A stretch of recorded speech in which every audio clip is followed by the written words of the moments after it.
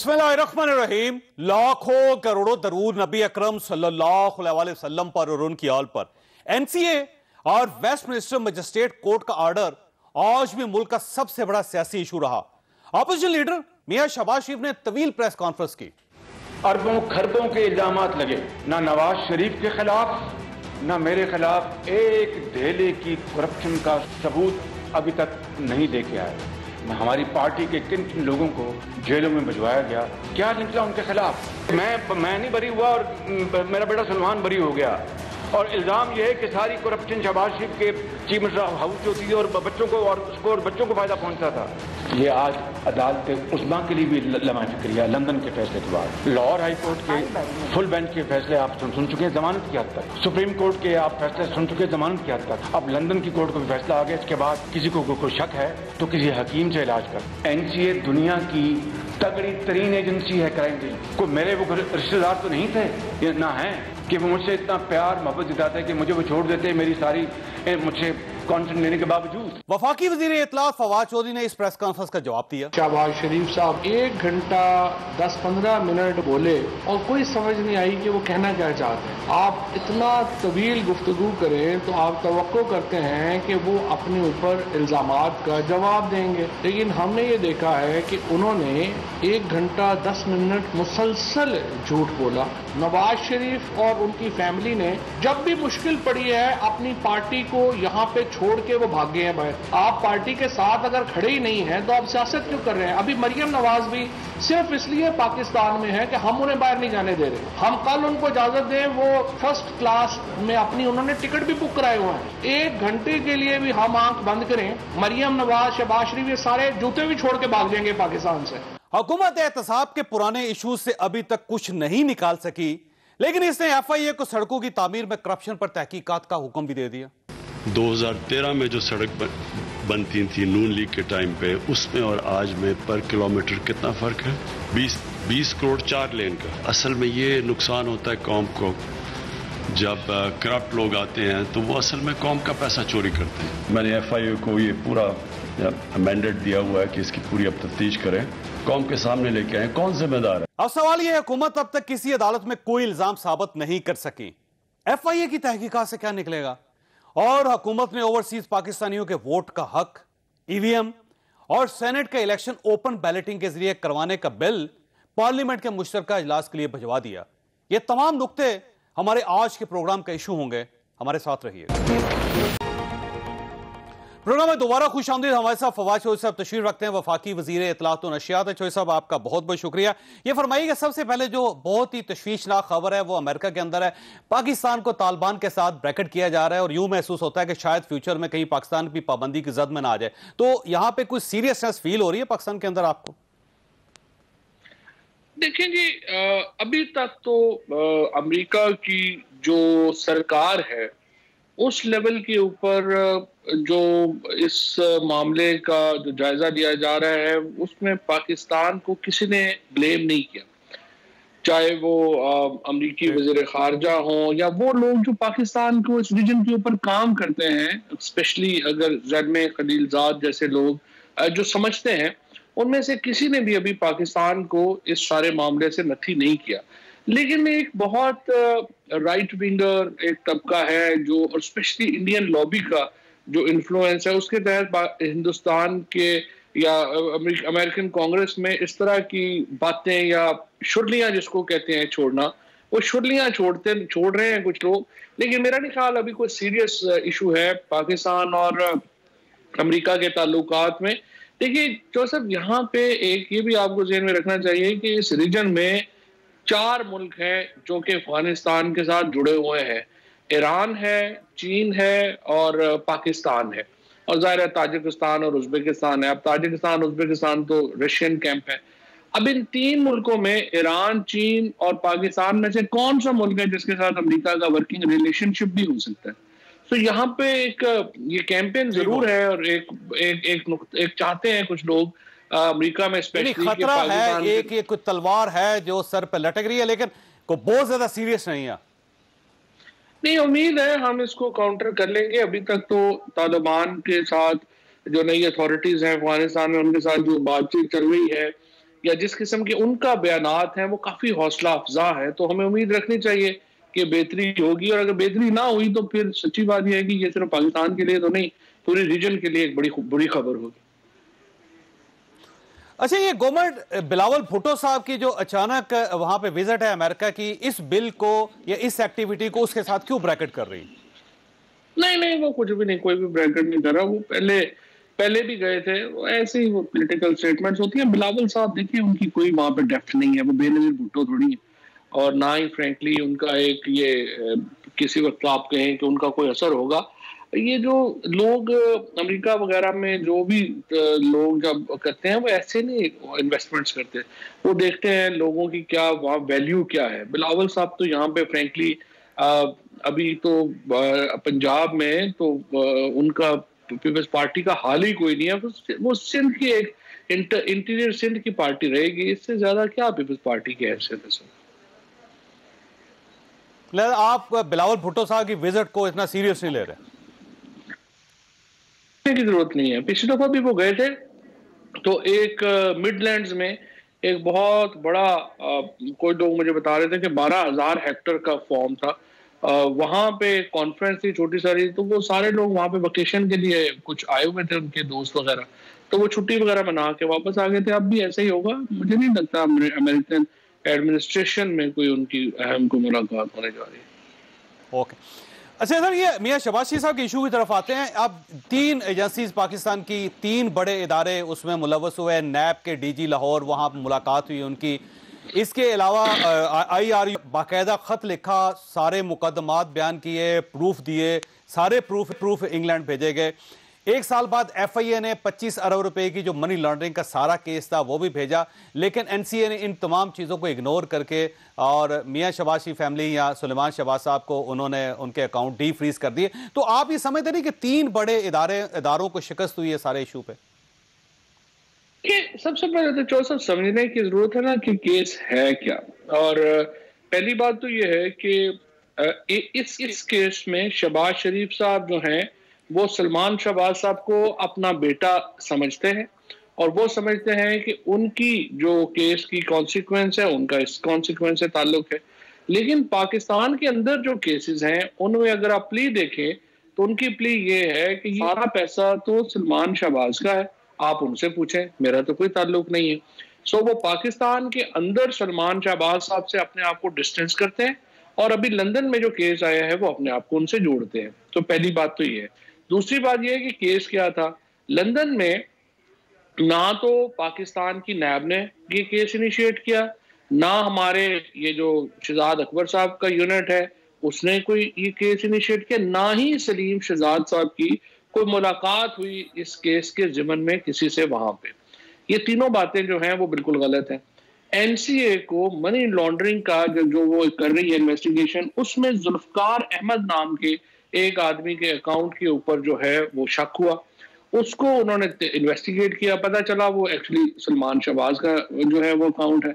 अब उसके ऊपर इन्वेस्टिगेशन में ना तो पाकिस्तान ने कोई एक्टिवली उनकी कोई वहां पे गए, ना ही उन्होंने उसकी कोई एक्टिव किया, और ना ही उस केस का इससे इस तरह से बराह रास्त जो था जो यहाँ पे केसेस हैं उनसे कोई ताल्लुक बनता था। साहब, आपकी बात दुरुस्त हो सकती है और हुकूमत का मौकफ है, हमें इसे सीरियस लेना चाहिए, लेकिन इशू ये है कि जुल्फकार अहमद साहब का इशू था, उसके बाद सुलेमान साहब उसके साथ ब्रैकेट हुए। हुकूमत पाकिस्तान ने मियां शहबाज शरीफ साहब का रिकॉर्ड उनको भेजा था, इन्होंने आशियाना का रिकॉर्ड भेजा, फिर उसके बाद मुल्तान मेट्रो का जो केस था उसके बारे में चीजें भेजी, फिर वो टीटीज जो यहां से बाहर जाती रही, वहां से बाहर से पैसा यहां आता रहा। तो आपने तो शहबाज शरीफ साहब का सारा रिकॉर्ड उनके पास भेजा था, जबकि आपको तो भेजना चाहिए तो जुल्फकार अहमद का या सुलेमान शहबाज का। तो जब आपने इधर से वो भेज दिया तो जाहिर वो केस ब्रैकेट हो गया, उसके साथ ब्रैकेट नहीं हुआ। उन अकाउंट्स में NCA ने देखा कि क्या ये जो टीटीज जो केसेस में यूज हुई हैं क्या उनका उस अकाउंट से ताल्लुक है, उन्होंने कहा उस अकाउंट से ताल्लुक नहीं है। तो जब ये केस है ही बिल्कुल अलहदा, और ये केस बड़े सिंपल है, इसमें 7 अरब 32 करोड़ का एक केस है और 25 अरब का एक केस है। और ये केस क्या है? ये केस ये है कि आपने जाली अकाउंट्स बनाए, जाली लोग बनाए, और उन लोगों के जरिए आपने अरबों रुपया पाकिस्तान से बाहर भेज के वापस मंगवाया। अच्छा, और ये वो पैसा है जिसका हमें पता है। देखिए चोई साहब, ये पैसे भेजे कहां गए? देखिए आपका क्लेम है यूएई भेजे गए और लंदन भेजे, इंग्लैंड भेजे गए, और ये सारा केस एनसीए का जो था इंग्लैंड के अंदर होता रहा, प्लीड होता रहा, तहकीकात होती रही। तो आप अगर वहां पे ये साबित कर देते हैं कि टीटीज लगती रही है और वहां से पैसा रीरूट हो गया वापस आता रहा है, तो मियां शहबाज शरीफ आज अपने आप ढोल ना बजा रहे होते अपनी कामयाबी के। नहीं बजा रहे, सिवाय एक आध चैनल के और 2-3 जो मीडिया एंकर जो समझे नहीं है बात को, उनके अलावा तो कोई ढोल नहीं बजा रहा। देखिए बात यह है कि जो अकाउंट्स यूज हुए बाहर से पाकिस्तान टीटीज भिजवाने में, वो जो साकिब है उनका तो स्टेटमेंट लगा हुआ है ना यहाँ पे, और उसने जो अकाउंट्स में अपनी डिटेल बताई है कि किस तरह से हम उसने टीटीज जो है वो पाकिस्तान में अकाउंट्स में भेजी हैं, और वो लोग जो उनको टीटीज वो लगाता रहा उनको वो कभी मिला ही नहीं। उसकी तो अपनी वो तो वादा हुआ है इस केस में। और तमाम जो बाकी अकाउंट्स हैं वो तो बैंकिंग अकाउंट्स हैं। हमारी तो सिर्फ ये प्ली है, और आज भी जिस तरह से मैंने ये कहा है कि हमारी तमाम ख्वाहिश सिर्फ इतनी है कि ये केस डे टू डे चलना चाहिए और कंक्लूड होना चाहिए। लेकिन देखिए उसमें तो आप गवर्नमेंट अपील कर सकती है ना अदालत से, या नैब कर सकता है, क्योंकि ये नैब कोर्ट है जिसके अंदर ये फैसला होना है। तो नैब ज़ाहिर इंडिपेंडेंट इदारा है, नैब अपने वकील को वहां भेजे रोज। लेकिन अब इशू तो ये है कि नैब का अपना वकील वो डेट्स ले रहा है वहां इस केस के अंदर, जबकि नैब को तो डेट्स नहीं लेनी चाहिए। चौधरी साहब 6 महीने बाद तो जज लगा है वहां पे, 6 महीने तो कोर्ट ही खाली थी, और अब जो है वो केस दोबारा शुरू होने का जो है वो इम्कान पैदा हुआ है। नैब ने तो खुद दरख्वास्त दी हुई है कि आप डे टू डे केस सुने, और नैब को भी जाहिर है कि जो है वो हमारा तो मानना यह है कि नैब को अपने आप को 8-10 जो बड़े केसेस हैं उन तक रिस्ट्रिक्ट करके और इन केसेस को आगे बढ़ाने की जरूरत है। अगर आप इतना ज्यादा वो कर देंगे तो वो मामला आगे चलेगा नहीं। नहीं देखिए ना, ये जो मौजूदा चेयरमैन साहब हैं, ये इनके दौर में ये सब कुछ हुआ है कि आपने इन्वेस्टिगेशन की, आरयू ने इन्वेस्टिगेशन की, एफआईए ने इन्वेस्टिगेशन की, और उसके बाद जब नैब का एक रेफरेंस बना तो नैब वहां पे प्लीड नहीं कर सका। लाहौर हाई कोर्ट के अंदर जज साहब ने कह दिया कि आप नैब से पूछा कि क्या इनके खिलाफ कोई करप्शन का केस है, उन्होंने कहा नहीं है। सुप्रीम कोर्ट ऑफ पाकिस्तान की तरफ से जो रिमार्क्स आए थे वो भी आपके सामने। तो जब ये चेयरमैन साहब इस दौर में, अपने दौर में 4-5 बड़े जो फैसले थे वो नहीं करवा सके, तो आप इनको एक्सटेंशन क्यों देना चाहते हैं फिर? ये बात बिल्कुल आपकी गलत है कि हाई कोर्ट ने ये कुछ इस किस्म के जो बातें की या रिमार्क्स दिए उससे करप्शन साबित नहीं होती।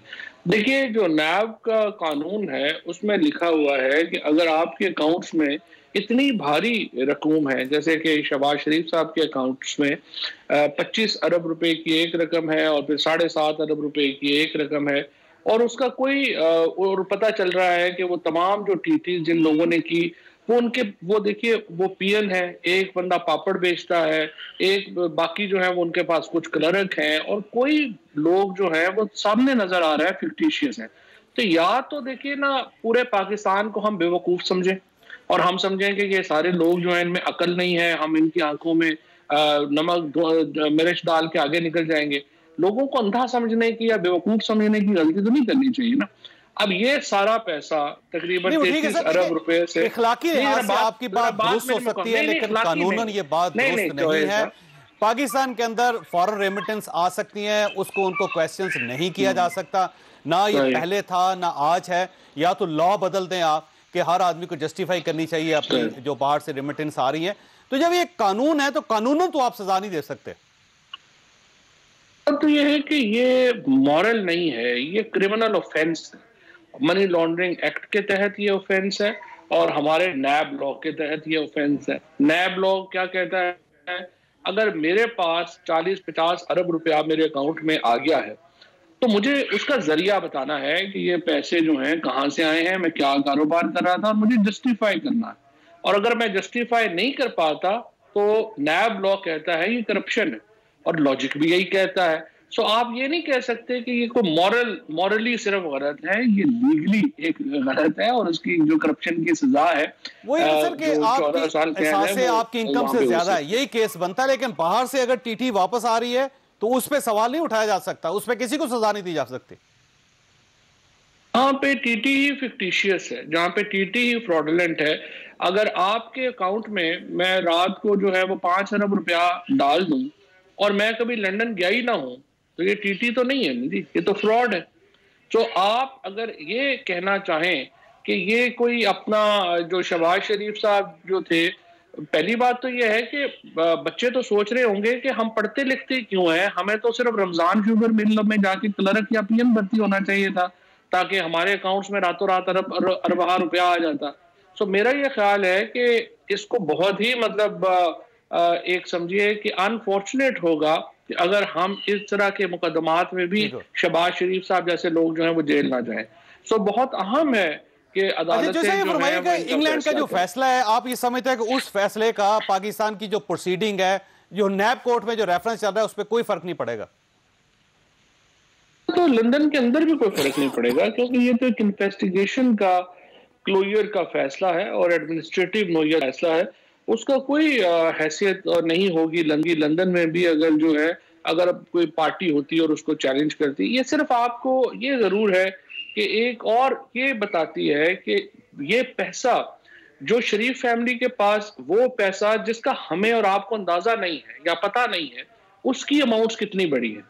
सो आज हमें जो ये शहबाज शरीफ साहब का लेट से 40-50 अरब रुपए का हमें पता है कि ये टीटियां लगी और वहीं, इसी तरह से मरियम नवाज और नवाज शरीफ साहब के पैसों का जो है हमें पता है जितने अरबा रुपया यहाँ भी आया। लेकिन लग यूं रहा है अब इस केस के बाद कि ये उन पैसों का अशीर भी नहीं है जो इन्होंने पाकिस्तान से बाहर भेजे और लूटे, और जो इनके लंदन में, जर्मनी में, बाकी मुल्कों में पड़े हुए हैं, हमें उनका नहीं पता। अच्छा, एक और इम्पॉर्टेंट चीज जो आपने ये देखनी है, वो कल जो आज सुबह प्राइम मिनिस्टर ने जो बात की है, वो सड़कों के ठेकों में जो 3 गुना ठेका जो था वो 2013 से इस वक्त कम है। तो आप अंदाजा लगाएं कि तकरीबन 1000 अरब रुपया उन ठेकों में, सड़कों में ज्यादा दिया गया जो जबकि शरीफ फैमिली जो है इख्तियार में थी, और 2013 के रेट के ऊपर दिया। तो आप ये समझते हैं कि 1000 अरब रुपए का एक और केस बन रहा है, वो सड़कों का होगा, वो शरीफ फैमिली और पाकिस्तान पीपल्स पार्टी का। लेकिन अब सवाल ये कि पहले केस को तो हम किसी हतमी नतीजे पे पहुंचा नहीं सके, तो ये जो नया केस खुलेगा सर, इसके अंदर इंटरनेशनल टेंडर्स हैं, इसके अंदर चाइनीज कंपनीज शामिल हैं, इसके अंदर पाकिस्तानी अपनी कंपनीज भी शामिल हैं, और जाहिर है जो बड़े मोटरवेज बने उसके अंदर दूसरे मुल्क भी शामिल है या टर्की भी शामिल है। तो हम इसको कैसे साबित करेंगे? आप ये कह रहे हैं कि टर्की या चीन को पाकिस्तान की जो ठेके हैं, पाकिस्तान के पैसे लूटने के लिए वो ठेके हों, आप इनको साथ शामिल कर लें तो बस अल्लाह खैर सल्ला, फिर तो हमें आगे नहीं चलना चाहिए। ये भी एक नुक्ता है। आप या मेरा ख्याल आप ये कहना चाह रहे हैं कि मजबूरियां आ जाएंगी, डोमेस्टिक हालात ऐसे नहीं है, इंटरनेशनल रिलेशनशिप्स आ जाते हैं। ये दुरुस्त नुक्ता है आपका, इस पर भी देखना पड़ेगा। लेकिन मामला ये है कि ये तो एक बहुत ही बड़ा नेट है जो नवाज शरीफ एंड कंपनी ने चलाया। लेकिन सर इसके लिए आपको इन्वेस्टिगेशन करना पड़ेगी चाइनीज कंपनीज की, टर्किश कंपनीज की, कोरियन कंपनीज की और जो यूएई की कंपनीज की। तो क्या पाकिस्तान इतना बड़ा नेटवर्क क्रिएट कर सकेगा और क्या वाकई स्टैब्लिश कर सकेगा कि 1000 अरब रुपए की गड़बड़ हुई उसमें और वो शरीफ फैमिली को फायदा हुआ उसका? 1000 अरब रुपए की करप्शन तो सामने सामने है ना। देखिए, अगर 2021 के रेट्स हैं वो 2013 की रेट से 3 गुना कम है, तो फिर जाहिर है कि इसमें तो कोई शुबा नहीं है कि 1000 अरब रुपया ज्यादा दिया गया है सड़कें बनाने के लिए, उतनी ही किलोमीटर जितनी कि अब जो है वो बन रही हैं। अब ये 1000 अरब रुपए में, अब दूसरा जो आपका नुक्ता है उसमें यकीनन वजन है, और वो अब एक और नोवल इशू होगा। और आपकी बात सही है कि उसमें इंटरनेशनल रिलेशनशिप्स आएंगे, और दोबारा एक और अनफॉर्चुनेट आपके सामने ये कहानी खुलती है कि किस तरह से ये जो नेटवर्क हैं शरीफ फैमिली के या डाटा सब आपके पास सारा गवर्नमेंट के पास मौजूद है, गवर्नमेंट वो डाटा देख सकती है, वो कर सकती है। लेकिन इससे पहले भी बेशुमार इन्वेस्टिगेशंस हुई, कमीशंस बने, लेकिन उनका कोई रिजल्ट नहीं आया। आपको याद होगा कि आईपीपीस के बारे में हमने फैसला किया था कमीशन बनाने का, वो फैसला हमें वापस लेना पड़ा क्योंकि चाइनीज की तरफ से उसका रिएक्शन आया। इसी तरह एक टर्किश कंपनी का एक इशू था, वो भी हमें वापस लेना पड़ा। तो अब ये इतना बड़ा पंडोरा बॉक्स गवर्नमेंट जब खोलेगी तो क्या उसको बंद कर सकेगी? ये एक सवाल है आपके पास। मैं छोटी सी ब्रेक के बाद दोबारा जरूरत। प्रोग्राम में दोबारा खुश आमदी। फवाद चौधरी साहब, बड़ा सिंपल सा सवाल है सर, ये एक बहुत बड़ा फैला हुआ एक इशू है जिसमें चाइनीज कंपनी है, टर्किश कंपनीज है, यूएई की कंपनीज है, कोरियन कंपनीज है, तो ये हुकूमत पाकिस्तान कैसे इन कंपनीज के खिलाफ इन्वेस्टिगेशन करेगी? इसमें वजन है, कोई शुबा नहीं है कि ये ऐसे एक नॉवल तरीका जो है वो करप्शन का है कि आप बड़ी फॉरेन कंपनीज को जो है वो साथ शामिल करें, कॉन्ट्रैक्ट्स अवार्ड करें, और फिर यकीनन आपकी बात सही है कि मुश्किलात आ जाती हैं, और ये तो एक प्रॉब्लम आएगा। लेट्स सी इसको कैसे हैंडल करता है। आप देखें ना सर, ये मुराद सईद साहब वो मिनिस्टर हैं मुवासलात के, चाइना ने आज तक उनको विजिट ऑफर नहीं की और इन्हीं इश्यूज की वजह से। तो जब ये इस किस्म के रिलेशंस जब आ जाते हैं और जब आप इस किस्म की फाइलें खोलते हैं तो केसेस तो आगे नहीं चलते, लेकिन रिलेशंस खराब हो जाते हैं आपके। कि कुछ तो मजबूरियां रही होंगी, यूं कोई बेवफा नहीं होता, जी तो बहुत चाहता है कि सच बोलूं मगर हौसला नहीं होता। अच्छा, ठीक हो गया। अच्छा सर, ये फरमाइएगा कि आप गवर्नमेंट ऑफ पाकिस्तान ये सड़कों का केस खोलने में मुकम्मल तौर पे सीरियस है, और प्राइम मिनिस्टर साहब का ख्याल ये है कि 1000 अरब रुपए का इसके अंदर घपला हुआ है, और ये करप्शन वो कौम के सामने जरूर रखेंगे, और जो जो लोग जिम्मेदार हैं उनको सजा जरूर देंगे। बिल्कुल सामने सामने घपला हुआ है, और 1000 अरब रुपया देखिए ना, बड़ा सिंपल है। आप 2021 के रेट्स देख लें, 2013 के रेट्स देख लें, सड़कें देख लें आपके सामने, और सेम क्वालिटी की रोड्स हैं, और आप एक ही क्वालिटी की रोड 2013 में तो सस्ती बननी चाहिए ना, जब हर चीज रेट्स जो है उसके हर चीज की कीमतें महंगी हुई हैं अब हमारे सामने। तो 2021 में अगर वो सड़क जो है वो 3 गुना कम कीमत पे बन रही है, तो 2013 में वो कैसे 3 गुना महंगी बन रही है? तो जाहिर है कि ये घपला हुआ है। लेकिन बाकी आपने जिस तरह से बड़े तगड़े सवाल उठाए हैं, उन सवालों को लाजवाब छोड़ के आगे चलते हैं।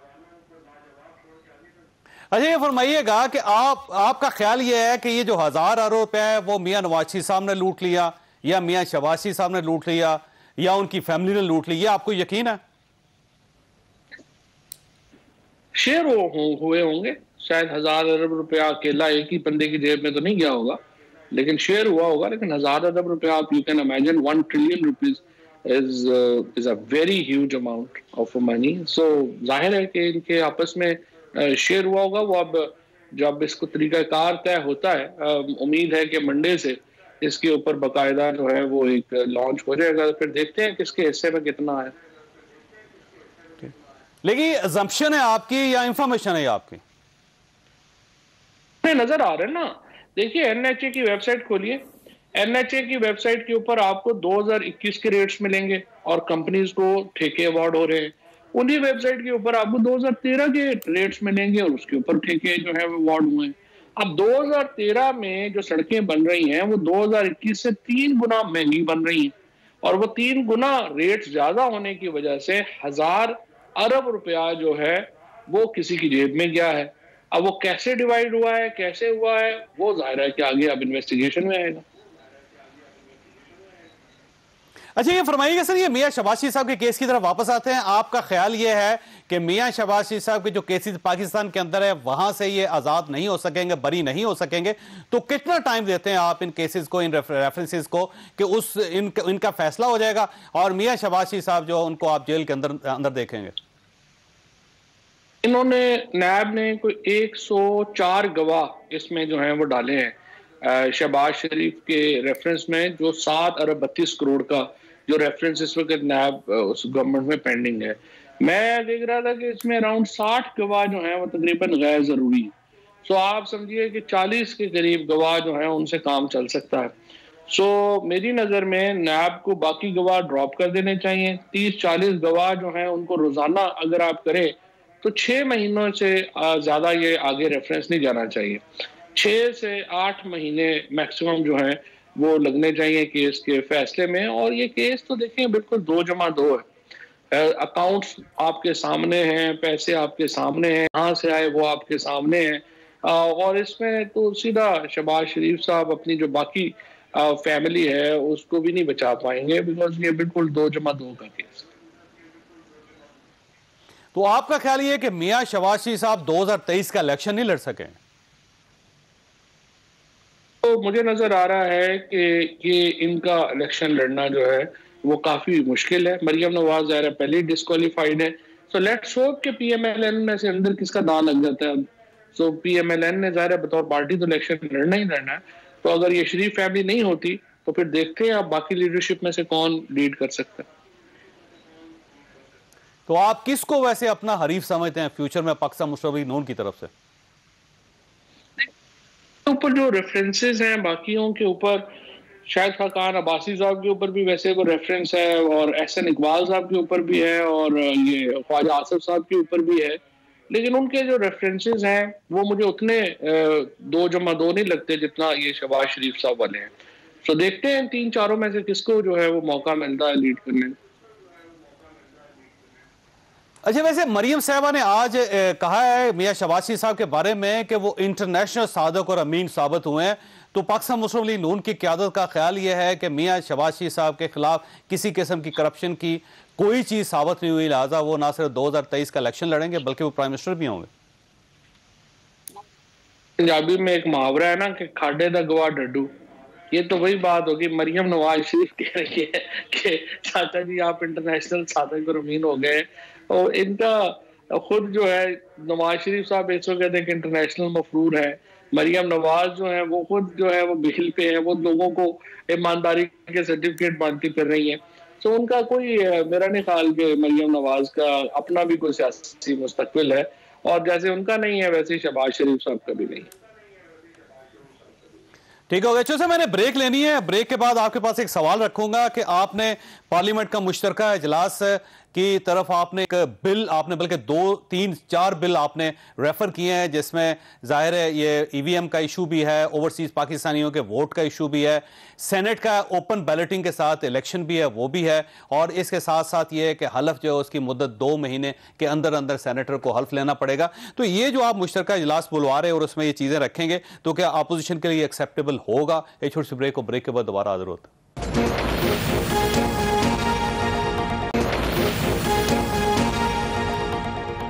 प्रोग्राम में दोबारा खुश आमदीद। सर, ये जो मुश्तरका इजलास के अंदर आप इतने मेजर चेंजेस रख रहे हैं अपोजिशन के लिए, तो ये एक्सेप्टेबल नहीं होगी, और इलेक्शन कमीशन भी ईवीएम को कबूल करने के लिए तैयार नहीं। इलेक्शन कमीशन का ख्याल ये है कि वो 2023 का इलेक्शन मशीन के जरिए नहीं करवा सकेगा। तो ये जो आप बिल मंजूर करवाएंगे, इसका क्या फायदा होगा?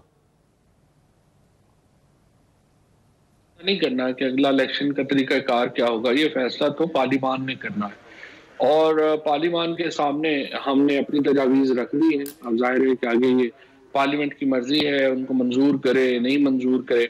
उसमें 2 जो इम्पोर्टेंट कंडीशनैलिटीज़ हैं या जो अमेंडमेंट्स हैं, वो एक तो ये है, देखिए हम पहली बात तो चौधरी साहब आपको इतने साल हो गए हैं ये इसी दश्त की स्याही में किसी हुकूमत ने कभी इतना एम्फेसिस नहीं किया इलेक्टोरल रिफॉर्म्स के ऊपर। किसी हुकूमत ने नहीं कहा इस्लाहात होनी चाहिए।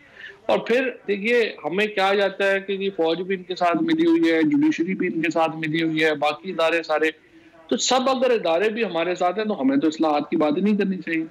सो इमरान खान क्यों इतना कीन है इस्लाहात में और अपोजिशन क्यों कीन नहीं है? क्योंकि बात उल्ट है। इमरान खान को पता है कि वो इलेक्शन जीतेंगे एक फ्री फेयर ट्रांसपेरेंट निज़ाम में। अपोजिशन का हाथ बैठा हुआ है मौजूदा निज़ाम के ऊपर, लिहाजा स्कूल टीचर्स के जरिए, एजेंटों के जरिए धांधली करवाना अपोजिशन के लिए बड़ा आसान है। लिहाजा वो ये चाहते हैं कि एक ऐसा निज़ाम ही रहे जिसमें उनकी मौज लगी रहे। इमरान खान निज़ाम को चेंज करना चाहते हैं। अब जब ये जुडिशल कमीशन बना था जो नासिर मुल्क साहब के अंडर, उसमें उन्होंने जो एनालाइज किया, उन्होंने कहा 70% जो इलेक्शन डिस्प्यूट्स हैं वो आते हैं जब काउंटिंग जब शुरू होती है, यानी वोटिंग का अमल खत्म हो जाता है और रिजल्ट आना, इसके दरमियान 70% डिस्प्यूट्स होते हैं। फिलिपाइन में 300 रिटर्निंग अफसर मर गया इस दौरान में।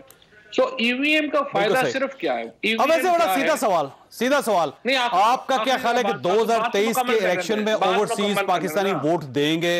आपका क्या ख्याल है 2023 के इलेक्शन में ईवीएम मशीन इस्तेमाल होगी? और आपका क्या ख्याल है कि जो सेनेट का अगला इलेक्शन होगा वो ओपन बैलेटिंग के जरिए होगा? मुकम्मल करने दें। अब ईवीएम का क्या फायदा है? ईवीएम का फायदा यह है कि जो कैलकुलेटर है, जो हम और आप और हमारे बुजुर्ग भी इस्तेमाल करते हैं, कोई बड़ी सोफिस्टिकेटेड बड़ी टेक्नोलॉजी नहीं है। सिंपल इन्होंने क्या किया है कि कैलकुलेटर जो है वो बैलेट बॉक्स के अंदर लगा दिया है। आपको बैलेट का जो नतीजा है वो विद इन 5 मिनट्स पोलिंग खत्म होने के बाद आ जाएगा, और आपको वो डिस्प्यूट सारे बच जाएंगे जो कि इलेक्शन के नतीजे अनाउंस होने तक और इलेक्शन की पोलिंग खत्म होने से नतीजे के ऐलान होने तक होते हैं। तो एक ये फायदा है। अब दूसरा सवाल ये है कि ये अगले इलेक्शन में होंगे। ये लॉ जो है वो पार्लियामेंट के सामने रख दिया है, पार्लियामेंट का ज्वाइंट सेशन कॉल कर लिया है। अब पार्लियामेंट अपने जाहिर है कि नंबर से फैसला करेगी कि ये एप्लीकेबल होंगे या नहीं होंगे। लेकिन देखिए सिंपल मेजॉरिटी से करेंगे ना, अपोजिशन तो बाइकआउट करेगी वो, या अगर होगी तो वो हंगामा करेगी, वो उसके लिए एक्सेप्टेबल नहीं है। आप सिंगल मेजॉरिटी से ये बिल पास करवा लेंगे, लेकिन सवाल ये कि क्या 2023 के इलेक्शनों में ये सब कुछ हो सकेगा?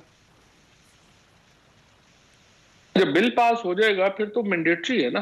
कानून जब बन गया तो किसी को पसंद हो ना पसंद हो उस पर तो अमल करना है ना, वो तो फिर पार्लियामान का फैसला। ठीक है, अपोजिशन एक्सेप्ट करे या ना करे, फिर इस बिल पे अमल होगा।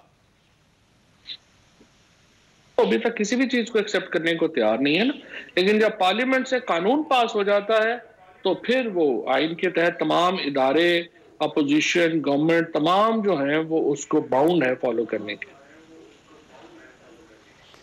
अच्छा ये फरमाइएगा, ये आप इसहाक डार साहब को डिस्क्वालीफाई करके शौकत तरीन साहब को क्यों इलेक्ट करवाना चाहते हैं?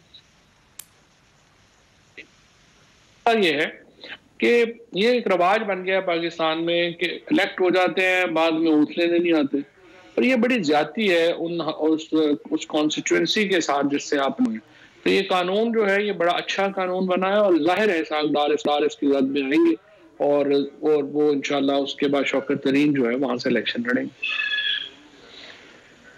ठीक है। अच्छा ये फरमाइए सर, ये जो चेयरमैन है उनकी मुद्दत तो खत्म होने वाली है सर, 6-7 दिन रह गए हैं, तो क्या आपने कोई फैसला कर लिया है कि आप इन्हीं को एक्सटेंशन दे रहे हैं या फिर अपना नया चेयरमैन लेके आ रहे हैं? एक कानूनी प्रॉब्लम ये हिच ही आई हुई है कि कानून जब बनाया गया था उसमें सुकम ये है कि अगर लीडर ऑफ द हाउस या लीडर ऑफ द अपोजिशन खुद नैब के मुल्ज़म है तो फिर उनसे कंसल्टेशन कैसे होगी? ये तो ऐसी है कि चोर से पूछें कि बताइए आपका तफ्तीशी किसको लगाएं। सो प्राइम मिनिस्टर बड़े क्लियर हैं कि वो इस मामले पे लीडर ऑफ द अपोजिशन के साथ कंसल्टेशन नहीं करेंगे।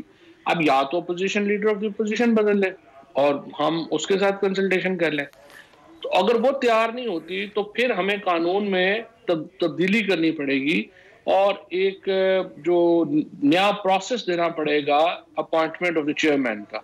तो उस तरफ अब हम बढ़ रहे हैं। उसमें जो लॉ मिनिस्टर हैं और अटॉर्नी जनरल हैं उनको ये फरीजा सौंपा गया है कि वो ये कानून में तब्दीली करें, और काफी इस पर उन्होंने मीटिंग्स भी कर ली हैं।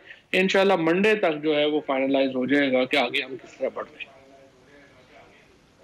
लेकिन ये कानून में तरमीम करेंगे कैसे? क्या ये सदारती ऑर्डिनेंस के तहत करेंगे या फिर आप पार्लियामेंट में जाएंगे? चूंकि अभी अगर देखते हैं अगर पार्लियामेंट का सेशन चल रहा हुआ तो फिर जो है वो एक्ट ऑफ द पार्लियामेंट ले आएंगे, और अगर नहीं आ रहा हुआ तो फिर ऑर्डिनेंस ले आएंगे। और एक्सटेंशन भी हो सकती है चेयरमैन साहब की या नहीं? मिनिस्टर और अटॉर्नी जनरल ऑफिस जो है वो इसको रिव्यू कर रहा है, तो मंडे तक वो इस पे अपना रिव्यू मुकम्मल करते हैं तो फिर I will be able to. क्योंकि एक्सटेंशन तो हो ही नहीं सकती ना सर, वो तो चैप्टर ही क्लोज्ड है। अलबत्ता ये हो सकता है कि नई अपॉइंटमेंट जो है उसके अंदर गुंजाइश निकल सकती है आपके लिए। लॉ जब अमेंड होगा तो क्या अमेंडमेंट आती है वो तो फिर उस पर डिपेंड करेगा। तो ये दोनों काम हो सकते हैं, या आप लॉ एक ऐसा बनाएंगे जिसमें एक्सटेंशन भी अवेलेबल हो ऑप्शन, और सेकेंडली ये है कि एक नया चेयरमैन भी अपॉइंट किया जा सके। ऑप्शन अवेलेबल हो। ठीक, दोनों ऑप्शन अवेलेबल हैं, आप दोनों ऑप्शन पे गौर कर रहे हैं आप।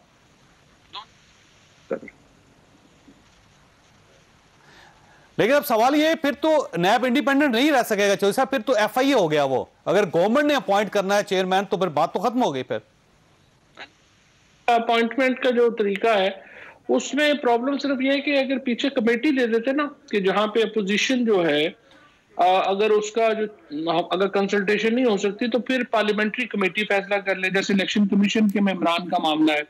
तो इसमें हम अमेंडमेंट तकरीबन यही करेंगे कि कंसल्टेशन के साथ एक प्रोसेस पूरा दे देंगे कि अगर लीडर ऑफ द अपोजिशन या लीडर ऑफ द हाउस इसमें कंसल्टेशन उनकी नहीं है तो फिर कमेटी जो है वो उसको कर ले। तो होना तो जाहिर है एक कंसल्टेशन से ही चाहिए, और इसका एक जो है वो इंडिपेंडेंस बरकरार रहेगी इंशाल्लाह जो भी कानून है।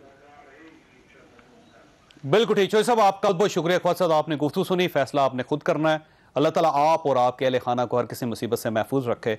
अल्लाह हाफिज।